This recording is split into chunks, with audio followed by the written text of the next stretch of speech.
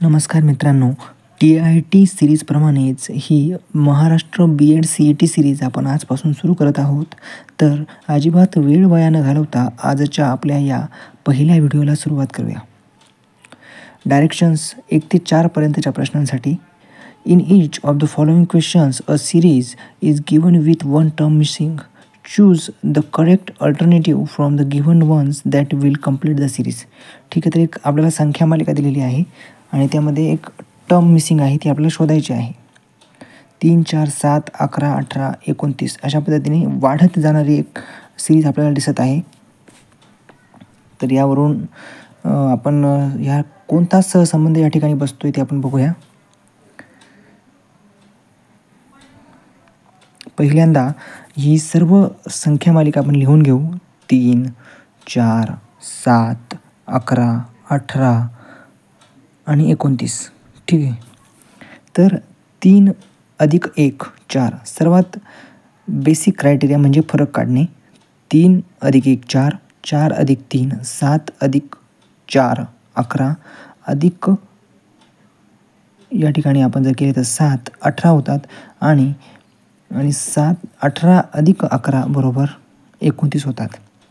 तर या ठिकाणी आपण 1 आणि 3 यांची जर बेरीज केली तर ती 4 येते. 4 अधिक 3 केले तर ते 7 येतात. 7 अधिक 4 केले तर ते 11 येतात. त्याच पद्धतीने 11 अधिक 7 जर आपण केले तर ते 18 येतील. म्हणून 29 अधिक 18 बरोबर 47 या ठिकाणी आपलं उत्तर असणार आहे. 29 अधिक 18 बरोबर 47 हे आपलं या ठिकाणी उत्तर असणार आहे. पर्याय क्रमांक 4 47 या ठिकाणी उत्तर आपलं असणार आहे.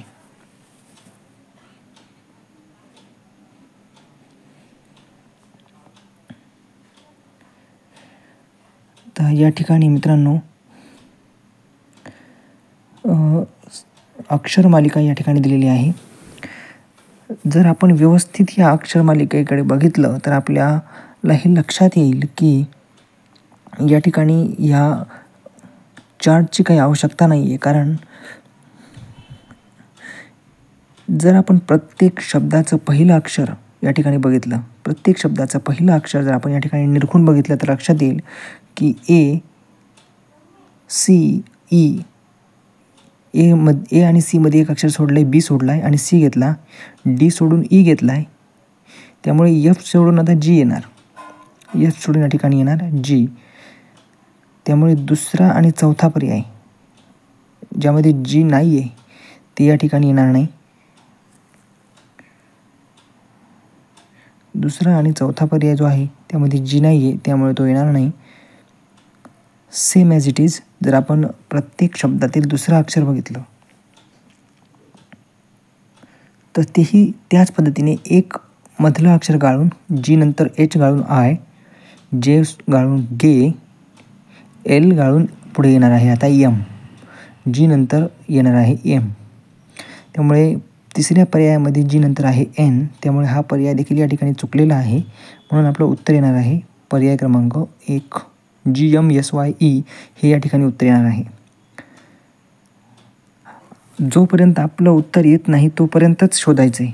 उत्तर आल्यानंतर पुढचं शोधत बसायचं नाही आहे. ठीक आहे, आपल्या या तिसऱ्या प्रश्नातील 4ही संख्या जर आपण निरखून बघितल्या तर आपल्या लक्षात येईल की 9 8 7 6 म्हणजेच प्रत्येक संख्येतील पहिलं अक्षर हे कमी होत चाललं आहे. एक एकने कमी होत चाललं आहे. 9 8 7 6 आता येणार आहे इथे 5. ठीक आहे, या ठिकाणी येणार आहे 5. त्याच पद्धतीने दुसऱ्या अंकाचं हे आहे 7 6 5 4 आता या ठिकाणी येणार आहे 3. पहिल्या अंकाचे सेम 5 4 3 2 आणि आता येणार आहे 1. म्हणजे पुढची संख्या ही येणार आहे 531. ठीक आहे, पर्याय क्रमांक 3 531 हे बरोबर उत्तर या ठिकाणी येणार आहे.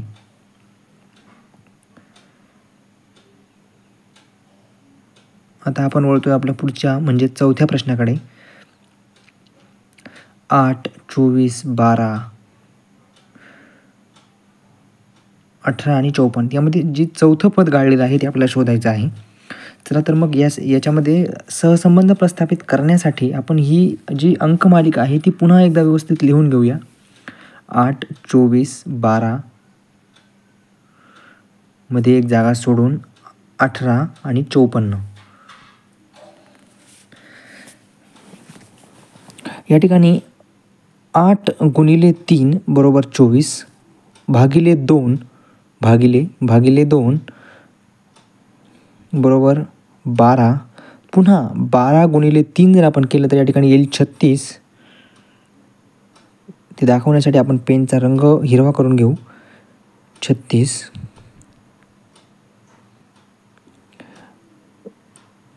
गुणिले भागिले 2 18 पुन्हा गुणिले 3 54 आणि जर पुढची टर्म आपल्याला शोधायची असेल म्हणजे यासाठी 54 भागिले 2 बरोबर या ठिकाणी येणार 27. जर आपण करायचा प्रयत्न पुढचं काढायचं असेल तर येणार आहे 27. ठीक आहे, पण आपल्याला ते काढायचं नाही आहे. जे आपल्याला काढायचं होतं ते आपल्याला मिळालेलं आहे. या ठिकाणी 36 हा पर्याय बरोबर आहे. पर्याय क्रमांक 2 36 हा अत्यंत बरोबर आहे.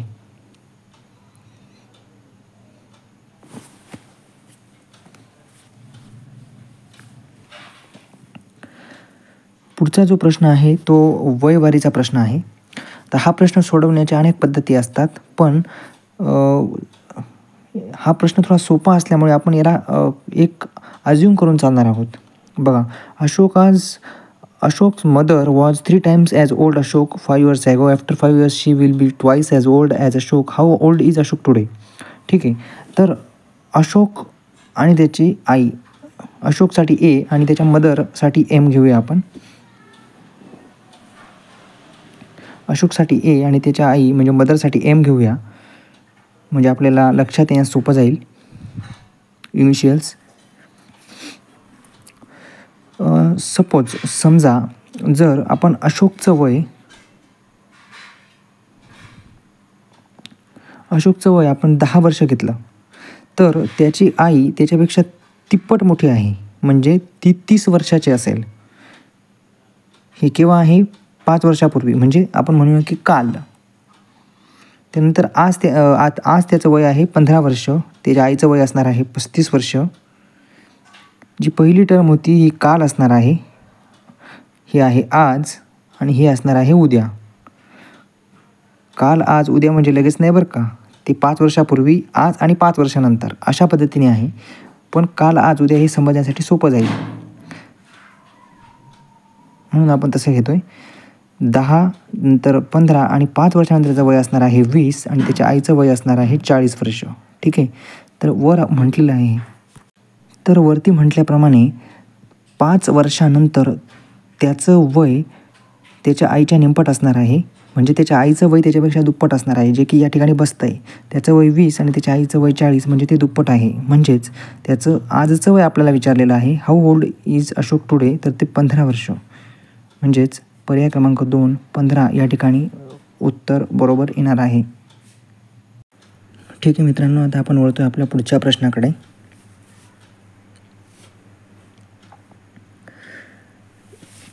M is the son of P, Q is the granddaughter of O, who is the husband of P, how is M related to O. म्हणजेच या ठिकाणी हा नातेसंबंधाचा प्रश्न आहे, त्यामुळे याला याला व्यवस्थित आकृती बनवावी लागेल. M is the son of P म्हणजे एम हा पीचा मुलगा आहे, त्यामुळे एम आपल्याला खाली घ्यावा लागणार आहे आणि पी वरती घ्यावा लागणार आहे. आणि मध्ये एक बाण म्हणजेच ज्याला आपण जनरेशन गॅप असं म्हणतो, जनरेशन गॅप या ठिकाणी आपल्याला दाखवावा लागणार आहे. पी हा यमचा बाप किंवा आई असू शकते, आई किंवा वडील कोणीही असू शकतो. या ठिकाणी जेंडर आपल्याला कळलेलं नाही आहे, लिंग कळलेलं नाही आहे. पण Q is the grand daughter of 0 म्हणजे 0 नाही आहे, तो ओ आहे. ग्रँड डॉटर म्हणजेच थोडक्यात तो यमची ती मुलगी असणार आहे, ग्रँड डॉटर. आणि यम हा मेल आहे, सन म्हटलेला आहे त्या ठिकाणी. पीची पत्नी असणार आहे ओ. ठीक आहे, 0 who is the husband of P.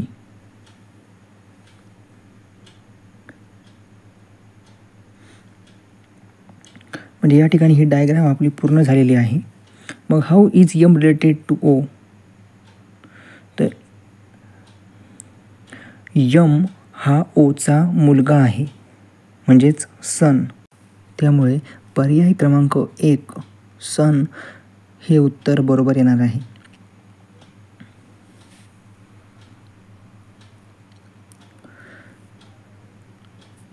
पर्याय क्रमांक 1 सन म्हणजेच मुलगा हे उत्तर या ठिकाणी बरोबर येणार आहे. आता आपण वळतो आपल्या पुढच्या प्रश्नाकडे म्हणजेच 7व्या प्रश्नाकडे. In a row of boys Shrinath is 7th from the left and Venkat is 12th from the right. If they interchange their positions, Srinath becomes 22nd from the left. How many boys are there in the row? ठीक आहे.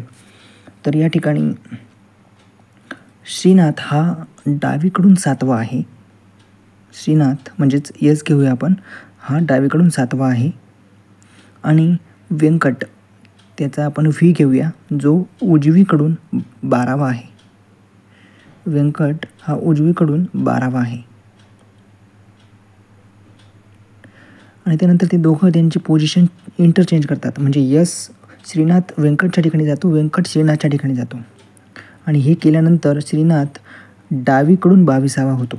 म्हणजेच तो व्हीच्या बरोबर खाली येणार 22वा श्रीकांत. आता या ठिकाणी व्यंकट व्यंकट उजवीकडून 12वा आहे तर श्रीकांत डावीकडून 22वा आहे. हे दोघंही एकाच ठिकाणी आहेत. त्यामुळे या ठिकाणी आपण पेनचा कलर चेंज करून तुम्हाला दाखवतो मी. समीकरण आपण या ठिकाणी बघूया. या ठिकाणी श्रीकांतच्या पुढे 21 मुले आहेत व व्यंकटच्या मागे 11 मुले आहेत. त्यामुळे 22 अधिक 12 वजा 1 असं आपल्याला या ठिकाणी करावं लागणार आहे. वजा 1 कशासाठी करायचं आहे तर आपण जो व्यंकट आणि जो श्रीकांत आहे तो एकच आहे, कारण त्यांनी जागा इंटरचेंज केलेली होती. आणि त्यामुळे आपण दोघांना 2 वेळेला धरलं आहे. यालाही 12 मोजताना धरलं आणि त्यालाही 22 मोजताना धरलं आहे. त्यामुळे वजा 1 केल्यानंतर बरोबर उत्तर येईल आपलं 33. 22 अधिक 12 वजा 1 33. पर्याय क्रमांक सी 33 हे उत्तर बरोबर येणार आहे.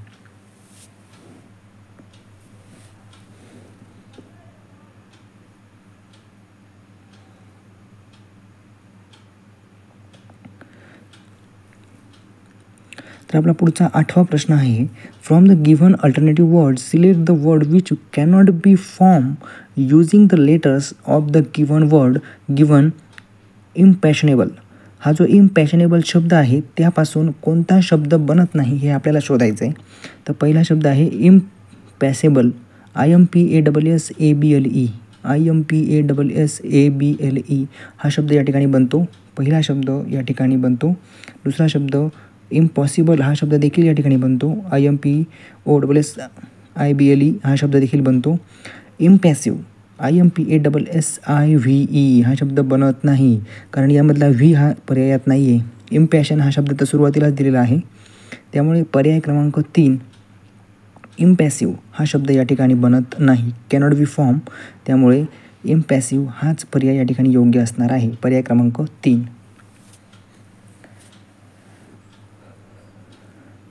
9वा प्रश्न या ठिकाणी थोडा चुकलेला आहे, त्यामुळे आपण तो स्किप केला आहे.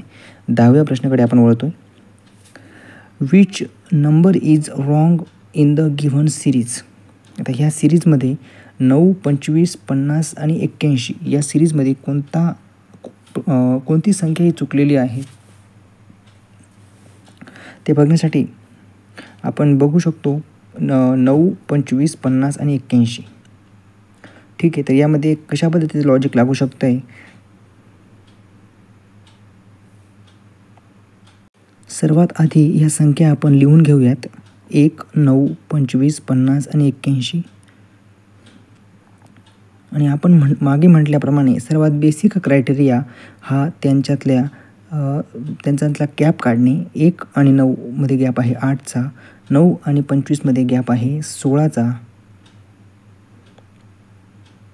9 आणि 25 मध्ये गॅप आहे 16चा.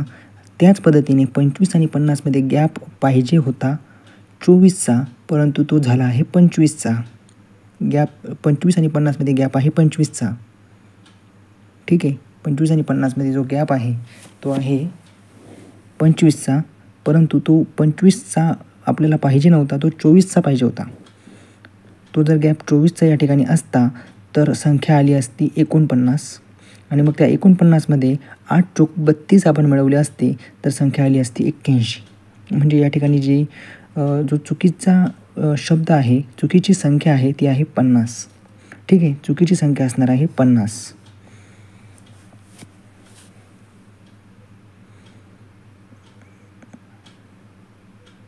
पर्याय क्रमांक 3 50 हे या ठिकाणी बरोबर उत्तर आहे. 11 ते 17 या प्रश्नांसाठी directions. In each of the following questions find the odd word letters numbers figure from the given responses. म्हणजे ऑड मॅन आउट आपल्याला या ठिकाणी काढायचं आहे. वेगळे ते बाहेर काढा असा हा प्रश्न आहे. पहिले याच्यात मी वरांडा क्लिक केला आहे कारण बाकी तीनही शब्द खोली या अर्थाचे आहेत. वरांडा हा वेगळा ठरतो. यामध्ये देखील माउथ ऑर्गन, इलेक्ट्रिक गिटार आणि कीबोर्ड हे यंत्र आहेत, हे संगीत वाजवण्याचे यंत्र आहेत असं आपण समजूया. आणि सोनाटा हे एक गायनाचा प्रकार आहे, त्यामुळे सोनाटा हा या ठिकाणी वेगळा प्रकार संभवतो. तर आपण 13व्या प्रश्नामध्ये गेलो तर या ठिकाणी सरळ सरळ लक्षात येतं की ए, आय आणि ई हे स्वर आहेत आणि डी हे व्यंजन आहे. त्यामुळे पर्याय क्रमांक 3 डी हे सरळ सरळ वेगळं असल्याचं आपल्या लक्षात येतं.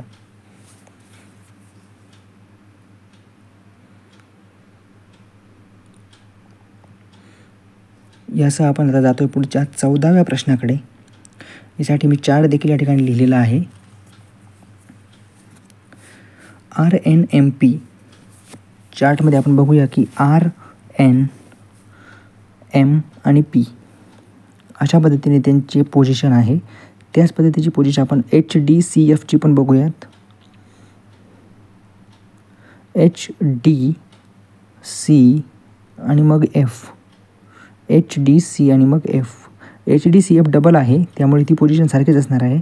RPOQची पोझिशन आपण बघू. RPO आणि Q ह्या चारही संख्या जवळजवळ आहेत, त्यामध्ये गॅप हा नाही आहे. जो RNMP, HDCF आणि HDCFमध्ये होता तो RPOQमध्ये नाही आहे, त्यामुळे या ठिकाणी वेगळीच या सिरीजमध्ये वेगळं असणार आहे RPOQ. पर्याय क्रमांक 3 RPOQ यामध्ये वेगळं असणार आहे. ठीक आहे, पर्याय क्रमांक 3 RPOQ. वळतोय आपण आपल्या पुढच्या 15व्या प्रश्नाकडे. या ठिकाणी ABCDE IFGHO बघा. आता एक पर्याय वरती आहे, 3 पर्याय खाली आहेत. तर आपण एक काम करूया की तो वरचा पर्याय खाली पुन्हा लिहून घेऊया, म्हणजे या ठिकाणी सोयीस्कर होईल थोडं काळ्या पेनाने. ABCD आणि E. ठीक आहे, ABCDE. तर या ठिकाणी जर आपण बघितलं तर याची सुरुवात आणि शेवट हा स्वराने झालेला आहे. तसंच दुसऱ्या टर्ममध्येही आहे, सुरुवात आणि शेवट स्वराने झालेला आहे. आणि चौथ्या टर्ममध्ये देखील सुरुवात आणि शेवट स्वराने झालेली आहे. ठीक आहे, 1, 3 आणि 4मध्ये सुरुवात आणि शेवट स्वराने आहे, परंतु तिसऱ्यामध्ये सुरुवात तर स्वराने आहे परंतु शेवट ही व्यंजनाने झालेला आहे. शेवट हा व्यंजनाने झालेला आहे, त्यामुळे पर्याय क्रमांक 3 या ठिकाणी वेगळं असणार आहे. पर्याय क्रमांक 3 हा या ठिकाणी वेगळा असणार आहे. बाकी तर सगळ्या संख्यांमध्ये मधले तिघही व्यंजनच आहेत, परंतु पहिलं आणि शेवटच्या शब्दामुळे या ठिकाणी घोळ झालेला आहे. त्यामुळे पर्याय क्रमांक 3 APQRL हा त्या ठिकाणी वेगळा पर्याय असणार आहे. बघा, आता हा थोडा ट्रिकी प्रश्न आहे. या ठिकाणी आपण बघितलं तर 62ला खाली 26 केला आहे आणि 43ला जागेवर ठेवला आहे. बघू शकता 6ची जागा या ठिकाणी चेंज केलेली आहे. ठीक आहे, थोडंसं झूम करून तुम्हाला दाखवण्याचा प्रयत्न केला. 6ची जी जागा आहे ती चेंज केली, 2ची जागा चेंज केली आणि 43ला जागेवर ठेवलं. सेम ॲज इट इज 8ची जागा चेंज केली, 4ची जागा इकडे चेंज केली आणि 65ला जागेवर ठेवायला हवं होतं, परंतु इथे तो 67 केला. म्हणून पर्याय क्रमांक 4 हा या ठिकाणी वेगळा ठरतो. वेगळा ठरतो म्हणण्यापेक्षा तो चुकीचा आहे, म्हणून तोच या ठिकाणी बरोबर आहे, कारण तो त्या तिघांपेक्षा वेगळा आहे.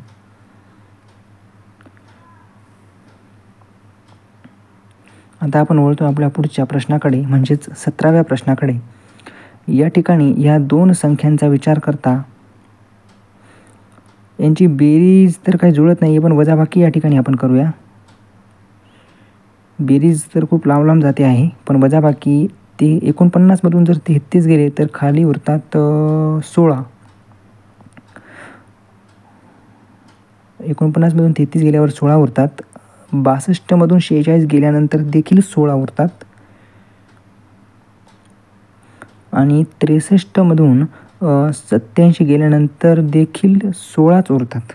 ठीक आहे, पण 70मधून 55 गेल्यानंतर मात्र 15 उरतात. म्हणजे या ठिकाणी पर्याय क्रमांक 4, 70 आणि 55 हा पर्याय या ठिकाणी वेगळा असणार आहे. पर्याय क्रमांक 4, 70, 55 हा या ठिकाणी वेगळा असणार आहे.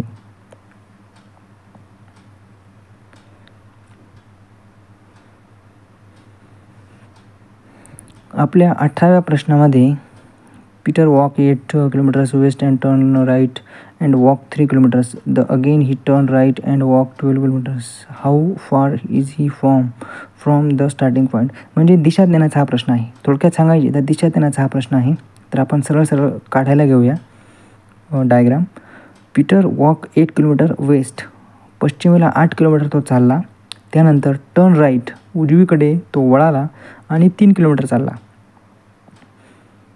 पश्चिमेकडे 8 किलोमीटर गेल्यानंतर तो उजवीकडे वळाला आणि 3 किलोमीटर चालला. ठीक आहे, हा चालला 3 किलोमीटर. त्यानंतर अगेन ही टर्न राईट, पुन्हा तो उजवीकडे वळाला आणि 12 किलोमीटर चालला. पण हे 12 किलोमीटर लिहिताना खालचं 8 किलोमीटर आपल्याला वरती घ्यावं लागणार आहे. हे 8 किलोमीटर प्लस पुढे 4 किलोमीटर, अशा पद्धतीने तो 12 किलोमीटर चाललेला आहे. मग आता how far is he from the starting point. बघा, मग आता ह्या ठिकाणी आपल्याला जो त्रिकोण मिळणार आहे, आपण या ठिकाणी त्रिकोण काढून घेऊया म्हणजे आपल्या लक्षात येईल. हा जो त्रिकोण आहे त्यामधला हा जो 8 पासून जो कर्ण आहे त्या कर्णाची लांबी आपल्याला थोडक्यात विचारलेली आहे. मग या ठिकाणी आपल्याला दिसतोय हा त्रिकोण काटकोण आहे, म्हणजे या ठिकाणी लागणार आहे पायथागोरसचं प्रमेय. आणि तुम्हाला माहीतच आहे की इकडे लांब उंची होती 3 आणि ही पण सेम उंची आहे, त्यामुळे इकडे ही उंची देखील 3च असणार आहे. ठीक आहे, ही उंची देखील 3च असणार आहे. आणि त्यामुळे पायथागोरसचं त्रिकूट तुम्हाला माहीत असेल 3, 4 आणि 5. तर ज्यांना हे कळलं नाही त्यांच्यासाठी आपण सोडवूया. पायथागोरसचं सूत्र आहे कर्णवर्ग बरोबर पहिल्या बाजूचा वर्ग अधिक दुसऱ्या बाजूचा वर्ग. ठीक आहे, आपल्याला कर्ण काढायचं आहे, त्यामुळे कर्णवर्ग बरोबर पहिली बाजू आहे 4, या ठिकाणी x मानू आणि दुसरी बाजू y मानू. हा फॉर्म्युला बनवून घेऊ. त्यानंतर पहिली बाजू आहे x, कोणती बाजू तुम्ही xमध्ये लिहू शकतात. मी लिहितो 3चा वर्ग अधिक 4चा वर्ग.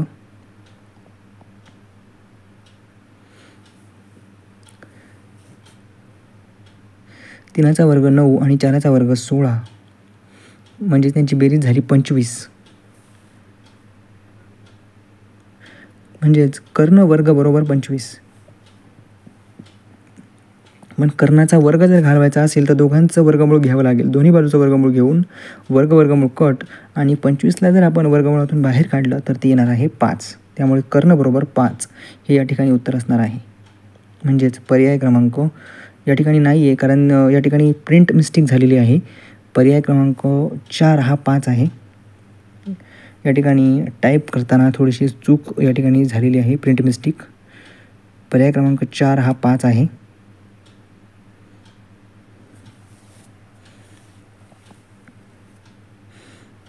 म्हणजेच आपला चौथा पर्याय हा बरोबर असणार आहे. ठीक आहे.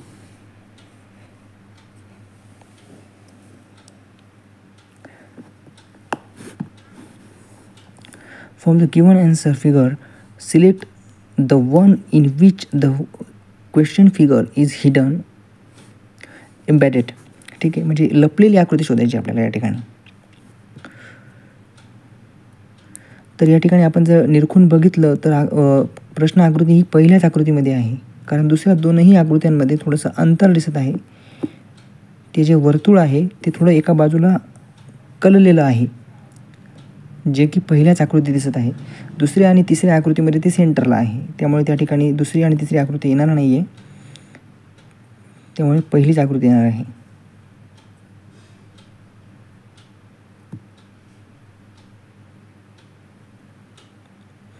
फिश, स्केल्स, बियरचं काय असं आपल्याला विचारलं आहे. तर आता स्केल्स म्हणजे काय थोडक्यात, तर स्केल्स म्हणजे खवले. हे आपल्याला आधी माहीत असलं पाहिजे तरच बियरचं लिहिता येईल. स्केल्स म्हणजे खवले, त्याचप्रमाणे बियरचं असणार आहे फर. फर म्हणजे पिसे. प्राण्यांच्या अंगावर असणारी जी मऊसूत पिसे असतात त्यांना आपण फर म्हणतो. त्यामुळे मासा खवले तर अस्वल पिसे, अशा पद्धतीने हा सहसंबंध होणार आहे.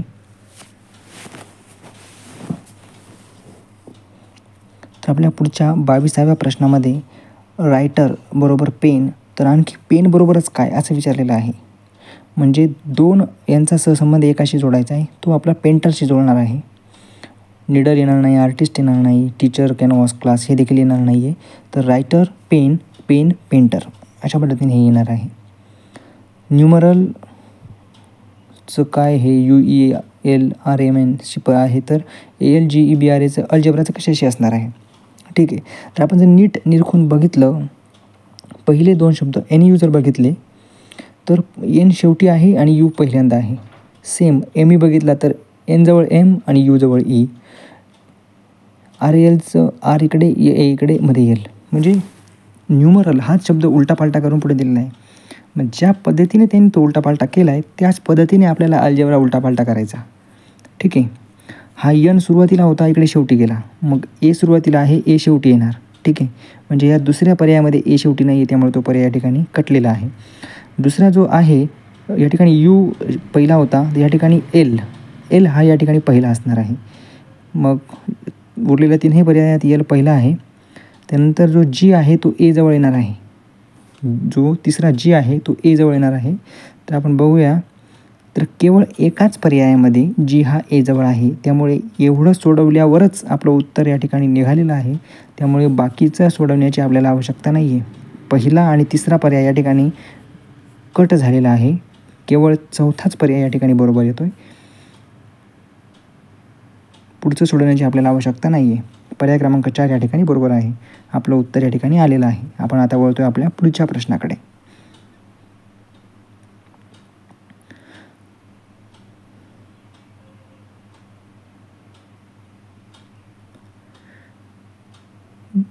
बघा, या ठिकाणी हा देखील अक्षर मालिकेचा प्रश्न आहे. BDAC, BDAC, BDAC, BDAC मागे पुढे झालं आहे. FHEG बघा, FHEG पुढे मागे मागे पुढे. NPMO बघा, NP पुढचा M परत मागचा O, same as it is. आपण जर RQTS घेतला, RQTS नाही, हे नाही जुळत. NTRC हे पण जुळत नाही. TRQS नाही जुळत. RTQS येस, RTQS हा पर्याय या ठिकाणी बसतो. RTQS हा पर्याय या ठिकाणी बसतो, त्यामुळे RTQS हा पर्याय या ठिकाणी बरोबर येणार आहे.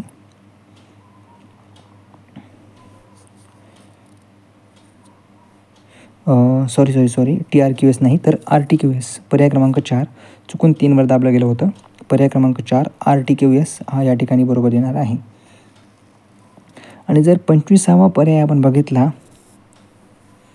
25वा प्रश्न आपण बघितला, तर त्यामध्ये देखील पहिला जो FGID आहे हा थोडा प्रश्न चुकलेला आहे, थोडा गोंधळलेला प्रश्न आहे. सरळ असायला हवं होतं ते. OPQR बघा, OPQR. BCDE बघा, BCDE. त्याचप्रमाणे पुढची जी सिरीज येणार आहे ती देखील सलग येणार आहे. KLMJ नाही, सलग नाही, एक मागं गेला. KLMN, KLMN ह्या पर्याय बरोबर आहे. दुसरा पर्याय IU नाही, I आणि U मध्ये खूप फरक आहे. STUW यू नंतर डब्ल्यूमध्ये एक व्ही आत जातो, त्यामुळे 1, 3, 4 हे पर्याय चुकलेले आहेत. केवळ पर्याय क्रमांक 2 KLMN हा बरोबर या ठिकाणी येणार आहे. तर अशा पद्धतीने आजच्या पुरतं आपण या ठिकाणी थांबतो आहे. उर्वरित 25 प्रश्न हे आपण पुढील व्हिडिओमध्ये बघूयात.